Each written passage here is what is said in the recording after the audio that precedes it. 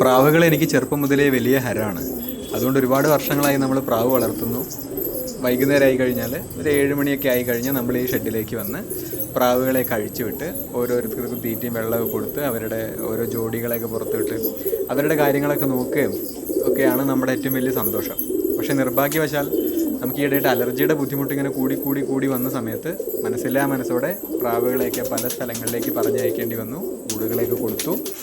അങ്ങനെ ഷെഡൊക്കെ കഴുകി വൃത്തിയാക്കിയിട്ട് പുതിയ ഒരു അതിഥിക്കായിട്ടുള്ള കാത്തിരിപ്പിലായിരുന്നു. ഒരുപാട് കാലത്തെ ആഗ്രഹമാണ്. ഇന്ന് രാവിലെ 7 മണിയാകുമ്പോഴത്തേക്കും നമ്മുടെ വീട്ടിൻ്റെ മുമ്പിലെത്തിയിട്ടുണ്ട്. ചാലക്കുടിയിൽ നിന്നും ആണ് ഇവരെത്തിയിട്ടുള്ള ഒരു കൊച്ചു സുന്ദരി നാടൻ കുള്ളം പശുക്കുട്ടിയാണ്. അങ്ങനെ രാവിലെ ആകുമ്പോഴത്തേക്കും നമ്മുടെ വീട്ടിൻ്റെ മുമ്പിലെത്തി. ചാലക്കുടിയിലുള്ള മഹേഷ് ഏട്ടനാണ് കേട്ടോ നമുക്ക് ഈ പശുക്കുട്ടിനെ കൊണ്ടുവന്ന് തന്നത്. അങ്ങനെ റോട്ട് കൂടെയൊക്കെ നടത്തിയിട്ട് ഇതേ മഹേഷ് ഏട്ടൻ എൻ്റെ കയ്യിലേക്ക് കയറ് തന്നിട്ടുണ്ട് പശുക്കുട്ടിയുടെ.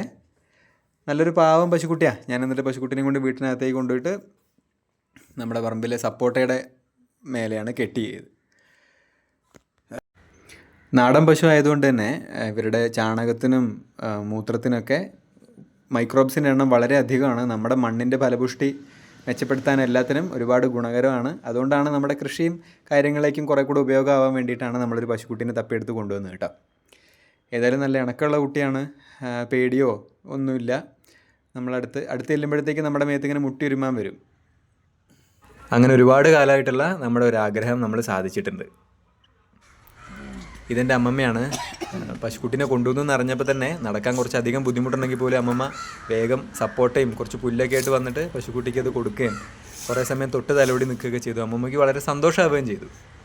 പണ്ട് കാലത്ത് അമ്മമ്മ ഒരുപാട് പശുക്കളെയും ആടുകളെയും കോഴികളെയൊക്കെ വളർത്തിയിട്ടുള്ള ആളാണ്. കൂടാതെ മൃഗപരിപാലനത്തിൽ വളരെയധികം താല്പര്യമുള്ള വ്യക്തിയും കൂടിയാണ്. പിന്നെ കേരളത്തിലെ നാടൻ പശുക്കളെ പറ്റി പറയുമ്പോൾ ഏറ്റവും ആദ്യം നമ്മുടെ എല്ലാവരുടെയും മനസ്സിൽ വരുന്ന ഡോക്ടർ ശോശാമ്മ അയ്യപ്പ മാഡത്തിൻ്റെ വെച്ചൂർ പശു പുനർജന്മം എന്ന് പറഞ്ഞ പുസ്തകം കൂടെ നമ്മുടെ കയ്യിൽ നിന്ന് കിട്ടിയിട്ടുണ്ട്.